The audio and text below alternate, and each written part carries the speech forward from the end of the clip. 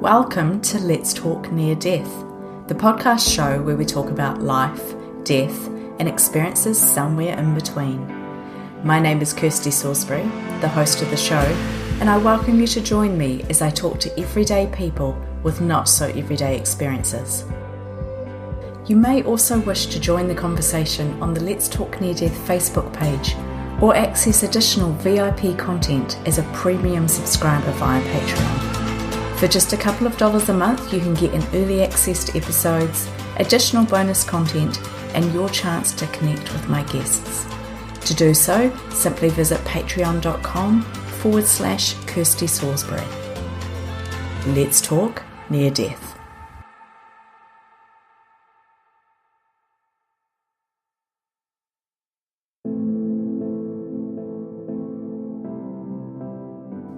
Welcome to Let's Talk Near Death, the podcast show where we talk about life, death, and experiences somewhere in between.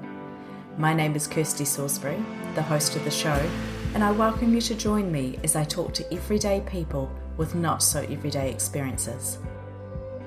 You may also wish to join the conversation on the Let's Talk Near Death Facebook page or access additional VIP content as a premium subscriber via Patreon. For just a couple of dollars a month, you can get an early access to episodes, additional bonus content, and your chance to connect with my guests.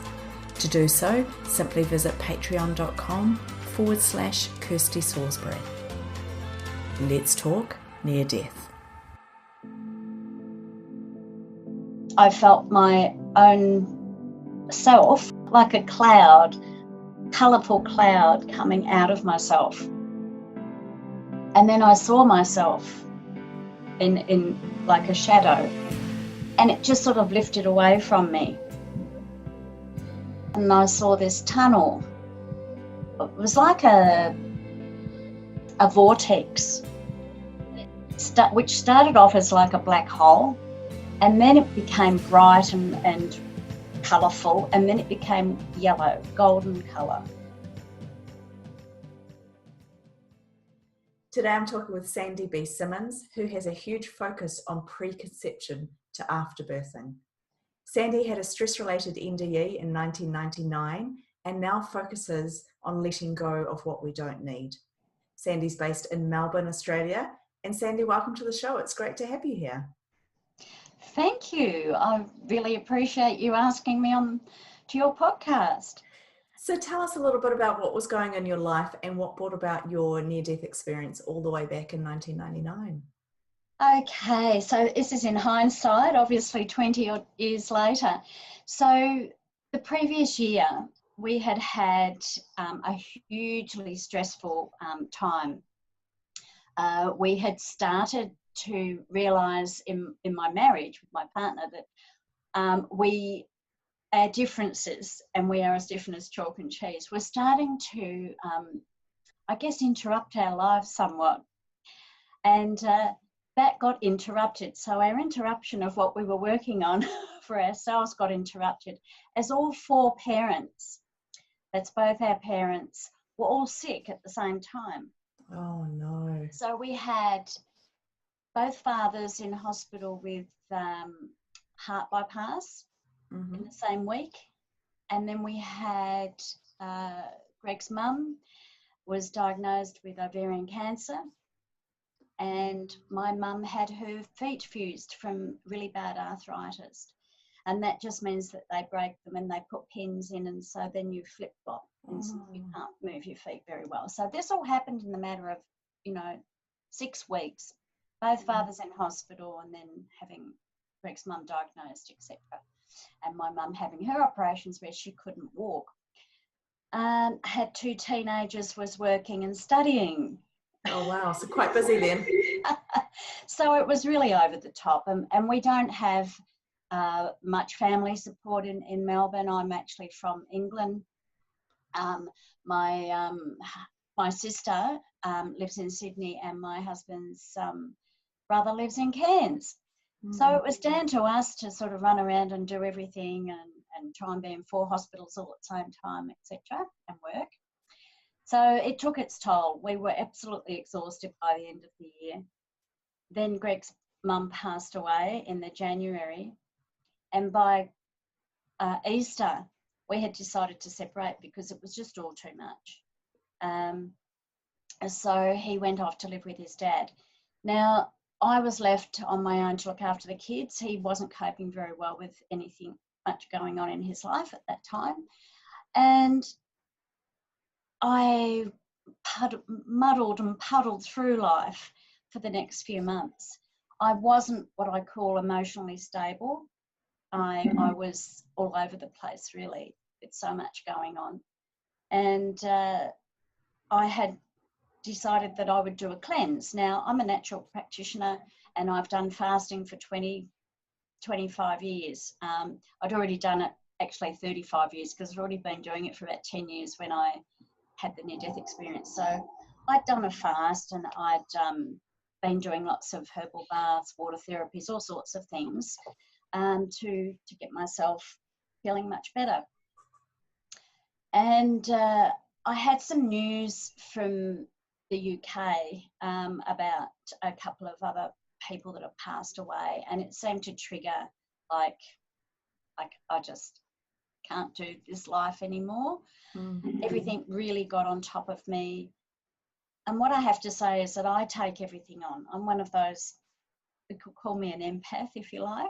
I gather everything to me, and I'm, in hindsight, find that I really don't let go of things, even though in my own mind I think I do. So taking its toll, I was in bed, not well, nothing specific, but just really exhausted. And then I'm in bed one day and I just said, look, I just can't even get up. Just take me. I just can't do this life anymore. So I had a few little kidney issues, so that's related to emotions in Chinese medicine because I use that as well. So I sort of basically knew what was happening, but it was just too much. And I just said, no, that's it. Take me away. So I got my wish. And all of a sudden, I felt my own self, if I can call it that, like a cloud, colourful cloud coming out of myself. And then I saw myself in like a shadow, I call it. And it just sort of lifted away from me. And then all of a sudden I saw this tunnel. It was like a vortex.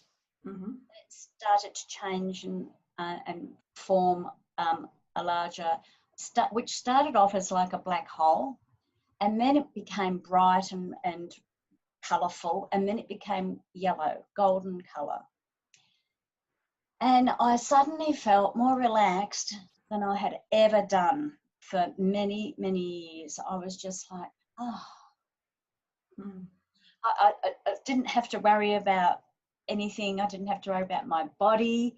And I was just light and easy and I can't say the word happy, but relieved, that real relief of just feeling so this black hole, as I was saying, turned into this beautiful golden yellow lining inside. And I was suddenly, it was like I was sucked up. I was drawn up into this vortex, and I'm changing into this really colourful ball of light. And I could feel it. And I was just turning, when I was going faster and faster and faster and faster, and up and up and up and up and up. And then I went that way, and then I went that way, and it was sort of turning corners, and then I was spinning and doing all sorts of things, and it seemed to go on for a very long time. I can't tell you for how long. And slowly it got to the point where I started to see all what was going on in my past life. I saw people, I saw, my family, and lastly I saw my children. And I'm sort of saying, oh, it's all okay, I'm fine, and you'll be all right, and having this conversation with them, which was a bit bizarre. And then the yellow golden light sort of changed into a bright white light, and I came to what seemed like a standstill, like I was just floating. And I'm thinking, right, okay, where am I? I wonder if this is heaven or what I was supposed to, not sure about what's going on. And it was all just really, really hazy. I couldn't really see anything around me because I'm just a spirit who doesn't have eyes and a body or anything. So it's more like using my senses, which must be like a seventh sense that we don't know about. Yeah. So I sensed another spirit, call it spirit, near me, and telepathically we were talking. And I said, what are you doing here? And I'm going, well, I'm here for a rest. I've had enough of that down there. I'm up here for a rest. I don't know what's next, but I'm just feeling so much better. So this other spirit says to me, well, there's no room for you here. And I said, well, where can I go? So, there isn't anywhere else for you to go. There is no room for you here, and it's not your time to be here. And I said, oh, can't I just stay for a bit, and have a bit of a rest? We're having this really, really interesting conversation. And I said, no, sorry, it's no space for you yet. It's not your time. And had to impress that on me 2 or 3 times. And I'm going, okay, so what do I do next? I said, and he said, you need to go back and finish what you started. And I said, well, I'm thinking as a spirit would, and said, well, I really don't know what that is. I don't know why I'm even down there on earth. What's my purpose for being there? And there was a laugh that came back and said, and I said, no, I have no idea. I was getting really quiet. I wasn't stressed, but I'm going, I'm in the dark here. I really have no idea. So this other spirit kept chatting to me and saying, you do know, it's in front of you, and giving me a few hints and everything. And suddenly it dawned on me about what I needed to come back and complete. So after that conversation, it was like the other spirit floated away and I'm just there floating away. And all of a sudden, it was like,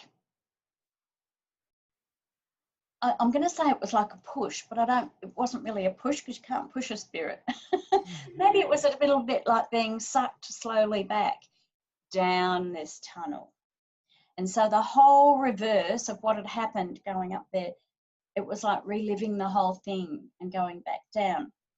But with that bit of wisdom, that what I was here to do. So my wisdom that I gained from it was I needed to impart the information that I had worked with for a long time and write books and really get into my natural therapies and work with this master that I had come across who knew things from all different sources of natural therapies from around the world. And just to be. That was the other thing that I got. I had to just be me, not pretend to be anybody else or follow anything else, but just take all that knowledge and get it out into the world and just be me. That's the wisdom I came back with. So down, absolute reverse, became a colourful, beautiful light. And then I saw myself just floating back into me. And I can remember sitting upright like this in bed going, oh my God, what just happened? And then falling back onto the pillow and absolutely exhausted as I was before. And I thought, oh, I don't know what to do. I I can't be here. I can't be in this house. You know, what am I going to do? So I'm busily thinking about where I could go, what I needed to do. And I ended up ringing the guy that I'd been working with, the one that the other spirit was talking to me about. And he knew instantly what had been going on, being his intuitive self. And he said, you just need to get out of that house, and it's going to take you a while now to recover. I thought, okay. And I said, well, everyone's going to want to send me off to hospital. And he said, no, don't. Well, and I said, but I don't want to go. I don't want to go. It's to give you a little bit of background, I'm really sensitive to anything that I take in my mouth, even natural therapies, foods, everything, always have been. And so the last thing I wanted to do was have anything foreign put in my body. So he said, well, you need to get out of that house, and I don't know how you're going to do it, he said, but it will come to you. So I finished that conversation, and about half an hour later I thought, I can go to stay at a colleague's place who worked with us in the clinic. So I rang another friend. I had to do all this. I wasn't feeling great. And I'm on this phone saying to my husband, you have to come home and look after the kids because I have to leave and go. I've just not really been well, and I really have to go and just have a few weeks to sort myself out, was what I told him. So he was a bit surprised, but anyway, he came back home, and then I had to say goodbye to the kids. I got another friend to pick me up and drive me to this place because I couldn't actually raise this person who I was going to stay with, but I knew I had to go and stay there. Right. Absolutely bizarre. Now, to backtrack a little bit, because we'd been separated now for almost a year, I had been seeing this person at the clinic. We had set up a friendship, and then the last few weeks we'd sort of got into a relationship. So I had a key. So I just let myself into this place and send another text saying, you know, like I'm at your place, you know, etc. Hope it's okay for me to stay for a little bit. And then I completely collapsed. I was in bed, I would say, for at least 3 weeks. I didn't even leave the bed. I had to have help to go to the toilet. There was part of me, it was like I was split down the middle. Part of me knew I was going to be absolutely fine, and the other part sweated and burnt and sweated and burnt and sweated and burnt. Yeah. And I had really high temperatures, those that possibly I would have been told that, you know, I'm going to die if I was in hospital or anything, and they would have stopped that process. And I knew that process couldn't be stopped. It was me burning off. I never really believed much in previous lives, but I do now, because there was so much that came to me and I was just letting it go, letting it go, letting it go, burning off. So I was very well looked after by this new partner that came on to be my partner for another 10 years, and the guy that we worked with. And they looked after me brilliantly. I did lose a lot of weight. I ended up with kidney gravel, not kidney stones. It's still fairly painful, but it was just a lot of stuff of just letting go. And after the 3 weeks and I started to come good, it took me probably another 3 weeks before I was up and around and, you know, able to participate in life again and catch up with my children, which was the worst thing. I was talking to them on the phone, but I hadn't seen them. So, you know, they're young teenagers, so they obviously miss their mum and I miss them. So, you know, it was a huge, huge process. It's not something I have met one other person where something similar happened to them, and they also a natural therapist, and they allowed it to progress. But I have to say that most people and family and whoever was around them would have probably sent them off to hospital. But I was just in the right space at the right time with the right people who understood what was going on and allowed it to be. So, and they had complete faith that I would be okay. It's a very fine line that you're working with in this space, and I have gone on to help a couple of other people since then when they've been in similar situations. But they knew they were going to be okay, and they wanted someone to believe that they would be okay. They just needed to do what they needed to do. And so when I say that the gold or the treasure, whatever I came back with, still keeps growing. And I'm put in situations sometimes where I know people wouldn't necessarily know. They're unusual situations, but they are situations that I'm able to cope with, I guess, because I feel like I've already died, already been to heaven, if we can call it that. None of us really know what that is. But I got the gold that I needed to live my life and to live it fully. And for that to happen to anybody is just an amazing thing. It just gives you so much hope and clarity for why you're here on earth and what your purpose is. And it's really just shining your light or just being there for others. Okay, if it's only one other person in your life, it doesn't matter. It doesn't got to be thousands or millions or anything, but it's your purpose for being here is to hold the space for those people that want to do things maybe differently. Yeah.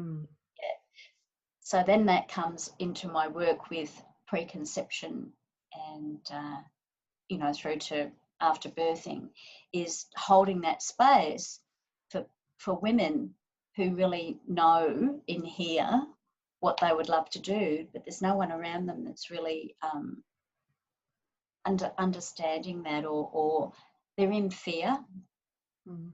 Not the women, but the people around them are in fear and they want them to do other things. So it's just holding that sacred space for them. And, I'm not the practitioner that will go through everything with them.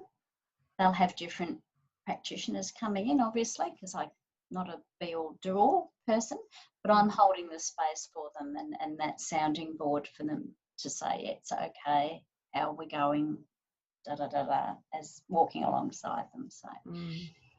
So that's my story. Wow. Yeah. Thank you, Sandy. That is, there's so much in that. It's amazing. There's one thing that you said right early on that really stuck out to me, and you said that you're what you called an empath and that you felt a lot and you carried a lot of feelings and emotions. Have you always been like that, or is that something that you got as part of your experience? No, I believe I was like it as a child. I could I call it an empath as a child? I'm not sure. But as a child, I could see many, many things. And like lots of people in their stories, I got shut down. My mother was fearful of absolutely everything. And she was brought up by nuns, Catholic nuns, and was fearful of a bobby pin going in her hair, So as her daughter's saying things like, oh, there's a big cloud around someone's throat, they're not well, and, all sorts of things I would come out with, and she just said, you can't say that. Oh, okay. And So it was shut down. Slowly. I still saw them, but I didn't say anything. Yeah. So, and I think when you don't say anything, you hold on to things. Yeah. And I think that's how my life played out. I saw so many things and I thought, I can't say that. I can't say that to that person. And by saying it, it's that circular thing where you see it and you say it to the person and energy flows. But if it's not allowed to flow, it stays inside. And so I have a really good understanding of myself now where I went on to have all sorts of health issues like gut issues, acne, really bad acne, to irritable, then it went into really bad irritable bowel, and then I was put on tetracycline for 7 years because they thought that would help my acne, but that made my gut worse. And all the time, I'm still not saying anything, still not actually voicing what it is that I'm seeing that possibly could help people. So this went on, and I had all sorts of other health issues. I've lost track now because nothing that ever put me into hospital as such. It was just exhaustion. You know, I would just fall in a heap, and it'd take weeks to recover and up again. And this sort of, you know, flowed through my life until I was about 40 when I met this alternative practitioner from overseas, and he's a master with all sorts, with so many different things under his belt from around the world that he's studied. And I took me 2 years to get back on my feet, what I call really back on my feet.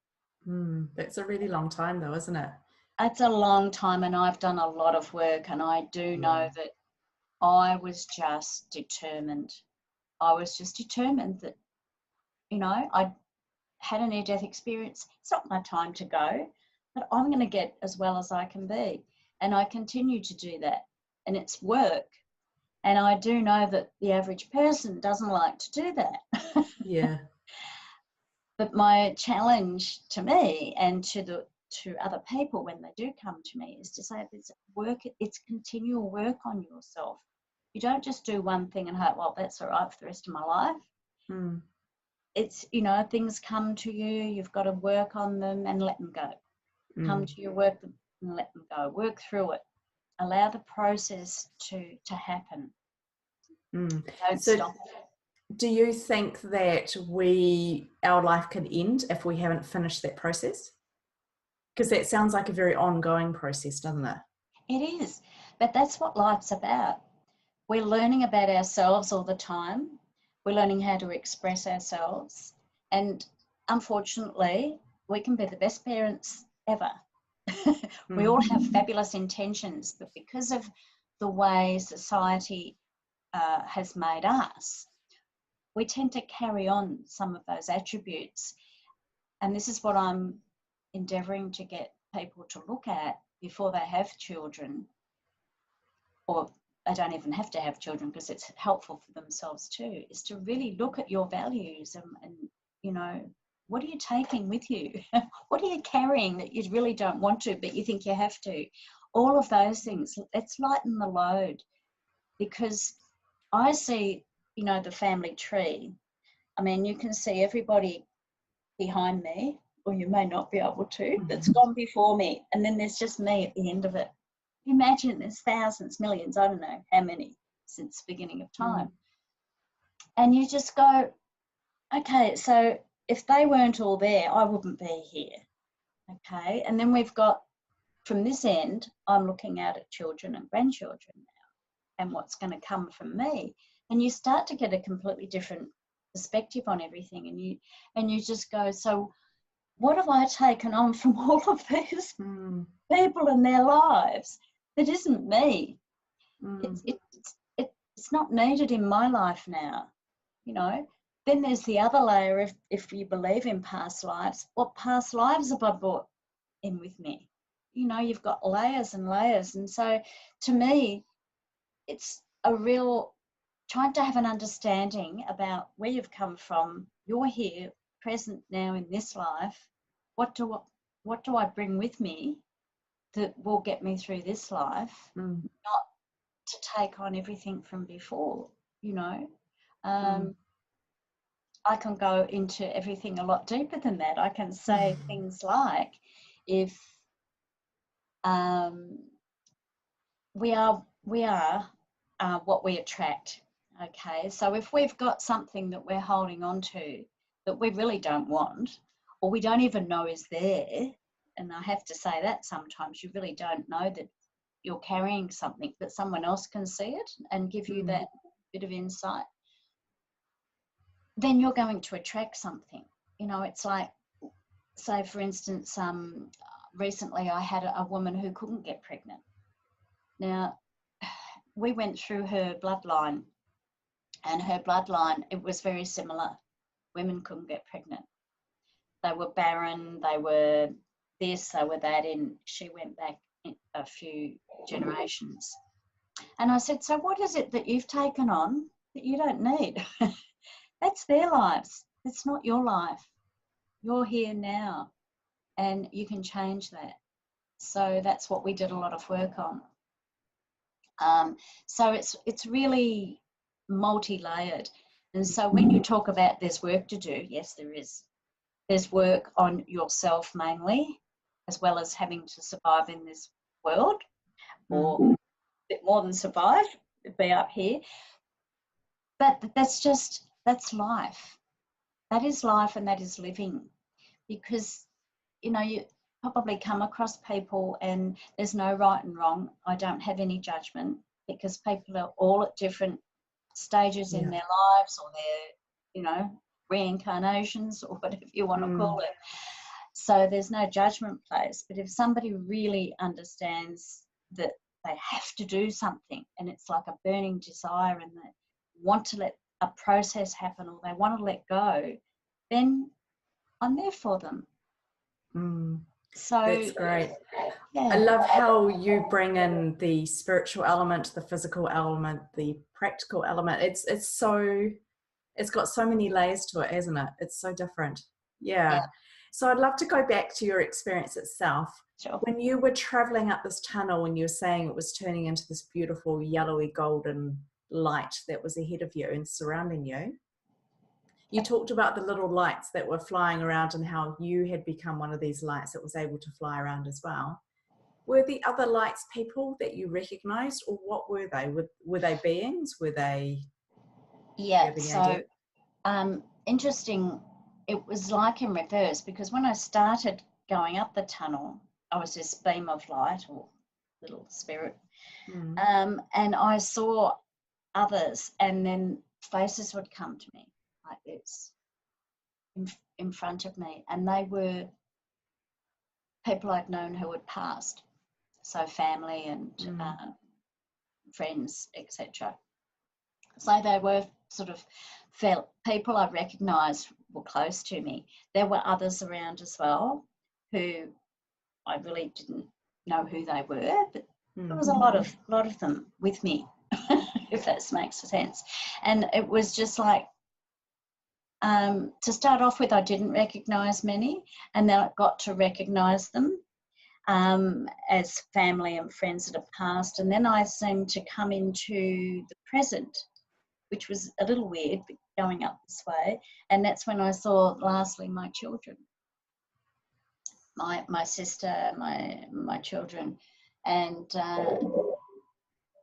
then that was the last I saw. And then I ended up in the other space.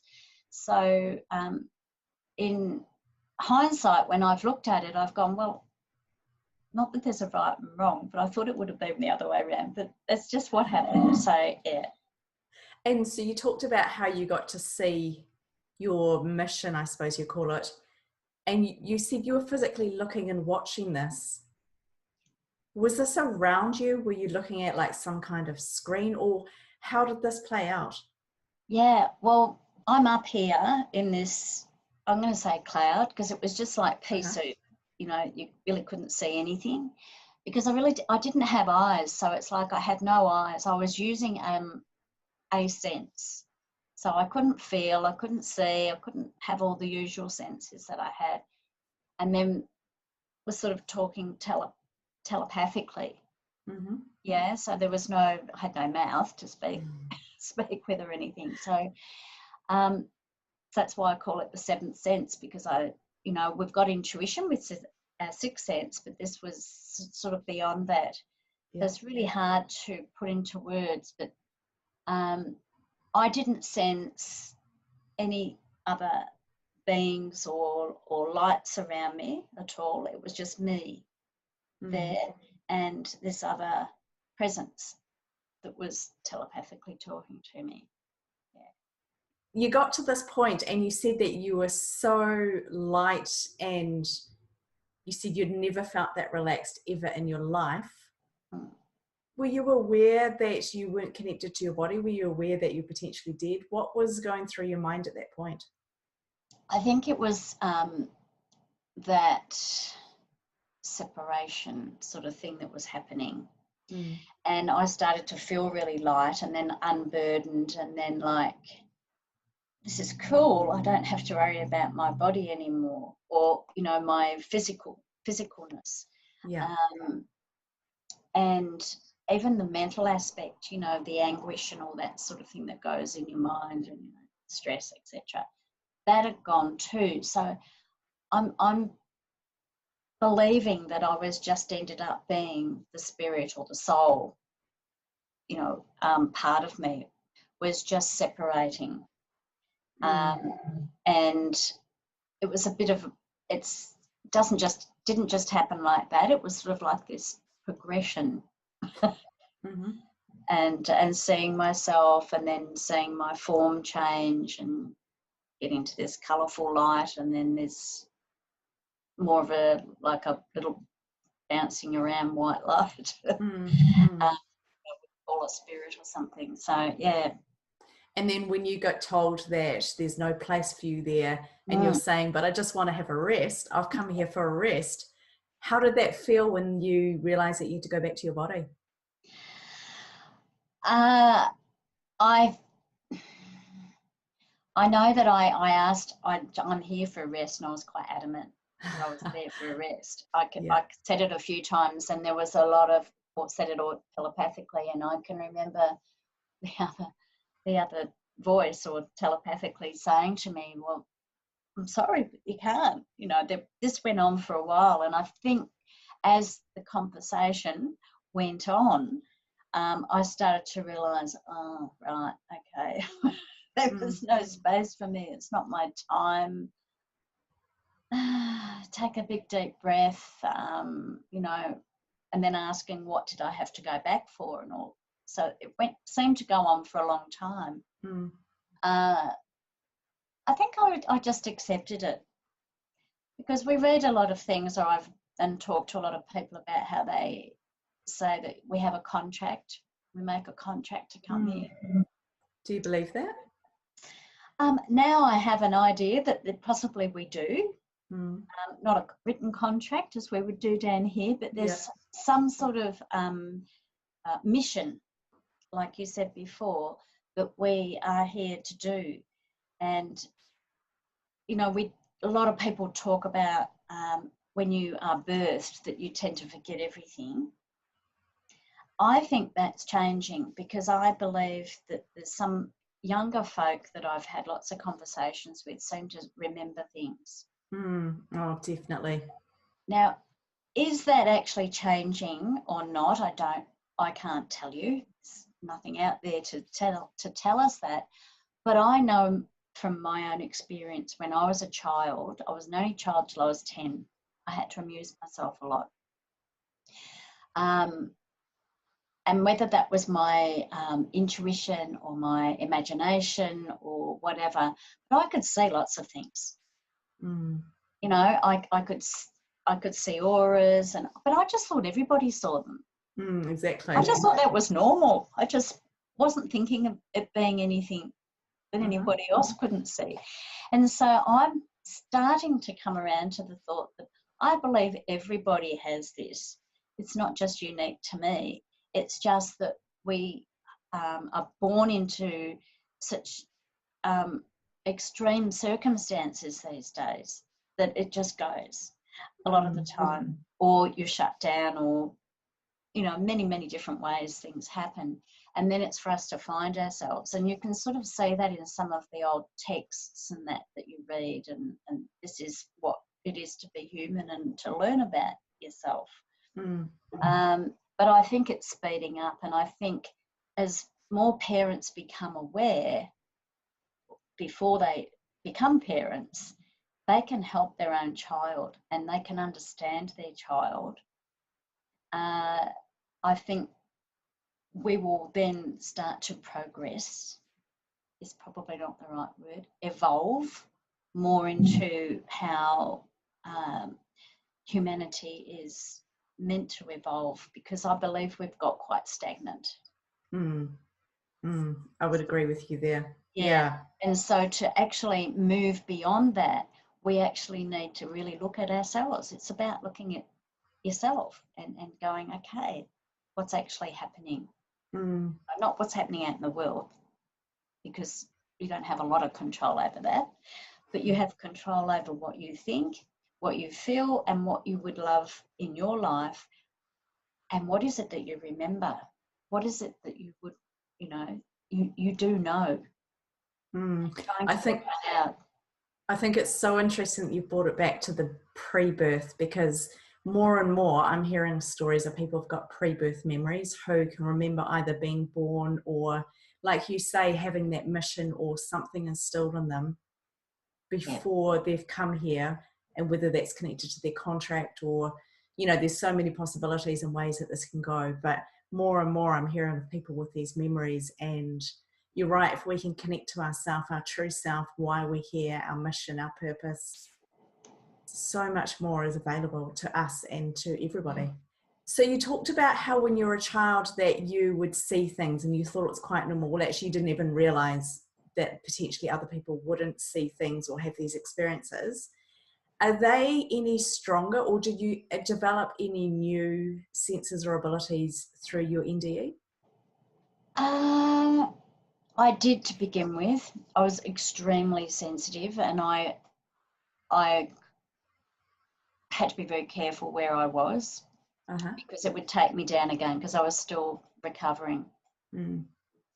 I'm probably the strongest now that I've ever been, because it's like I have an understanding, and I go, right, okay, I can feel things behind me, around me, walk into a room. A lot of people say when they walk in a room they can tell the mood straight away. Don't want to run away. I guess from the near-death experience, I've learned not to run away from things, because I'm there for a reason. I wouldn't be going there if there wasn't something I wasn't needed to be there. Yeah, wow. Yeah? I mean, I'm not going to put myself in complete danger, but, if someone's having an argument or something, we immediately sort of retract and retreat. And sometimes, just to give you an example, if there's a big argument, I might enter the room, because I'm going there, and rather than run away, I'll just be present in the corner. And I've learnt to do that. That's from the near-death experience, not to run away. And like I said, if anyone's really unwell, I'll sit with them and go through lots of different experiences.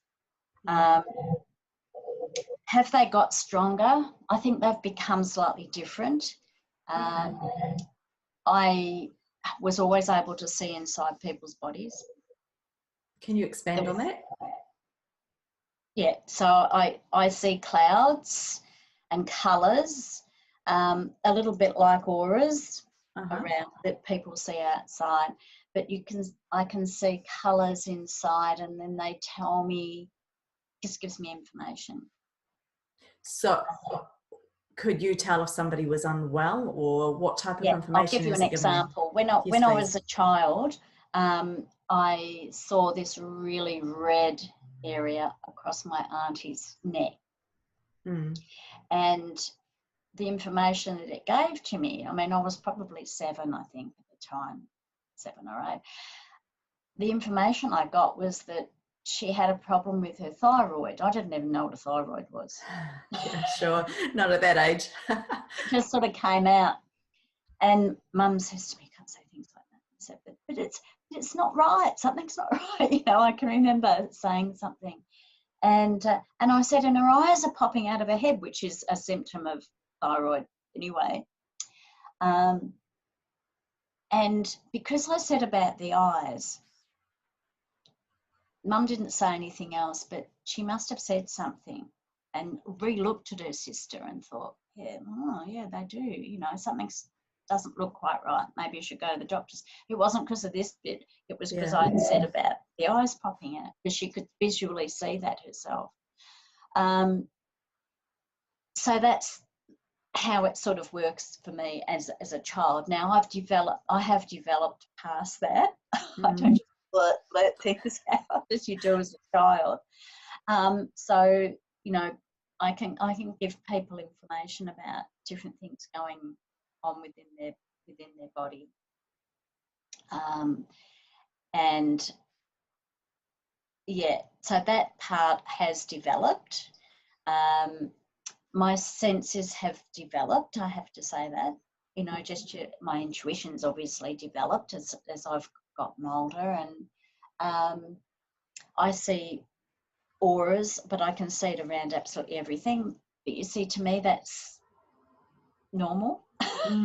So you've always been able to see the auras? I've always been able to see them, even if it's just a little white shimmering one around trees and things like that. And then it becomes colourful when I'm getting information and I need to say something. So that's sort of how it works. How did you work that out, that when it became colourful, that was because you had information? Well, I think I had a few experiences like the red across here with my auntie. And how did I know? I don't know how I know. Yeah. Yeah. It was just, I think it's because it's colourful, it draws your attention to it, and then it's sort of speaking to you and saying, you know, this is what's happening. Whereas an ordinary aura, you know, and it's got something to say to you, you're not drawn towards it. Yeah. Do you think that your NDE was always going to happen, or do you think it was a result of the stress that you allowed your body to go through and the situation that you allowed yourself to be in? Yeah.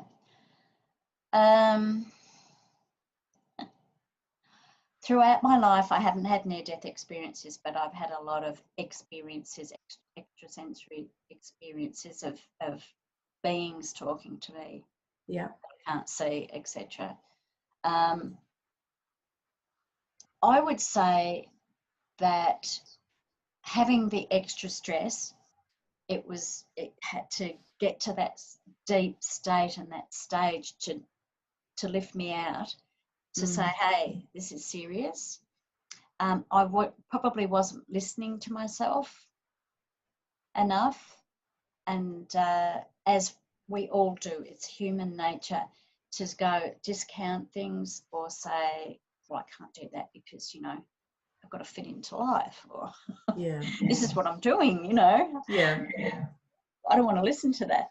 So I think I'd done that for probably about 7 or 8 years, and I think the culmination of all the stress and the exhaustion, just on top of it all, was just too much. So was it ever always going to happen? I don't know if it was always going to happen, if I'd taken a slightly different track and listened to myself, and maybe met the people who helped me through it beforehand. Is an easy thing to say. Perhaps it was supposed to happen, so I met them and I went through it, and perhaps it was all already set in motion from when I was born or before I was born. I don't know. So do you see your NDE as a bit of a wake-up call? Oh, yes. Yeah. I've had a lot of wake-up calls in my life, but that was the biggest one. Yeah. It's amazing. You've shared so much with us, and you've shared quite a lot of knowledge as well, things that you've learnt through your experience. Well, actually experiences, I should say. If there was one key thing that's come out of everything since your NDE, what would that be? Listen to myself. Listen to the small voice within, and don't discount it. Take time, that quiet time every day, to just listen. Yeah. I love it. That is so good. Sandy B. Simmons, thank you so much for coming on. It's been amazing. And I think you're so right about how we need to let go of the things that we no longer need, how we need to take that time, connect with ourselves, connect with our higher being, our source, whatever you want to call it. And yeah, it's just beautiful. I've learned so much through your conversation. I love the way that you just communicate very clearly what happened, what you saw, and more than that, what you've learned from it. So Sandy, thank you. It's all right. Thank you. My pleasure. Thanks for joining me on this episode of the Let's Talk Near Death podcast show. If you've enjoyed it, please share it with your friends, tell people about it. I'd love to get these messages out there. Don't forget you can also pick up your VIP access pass for additional content at patreon.com/Kirsty Salisbury. You can connect with us via the Let's Talk Near Death Facebook page, and I look forward to catching you for another episode soon.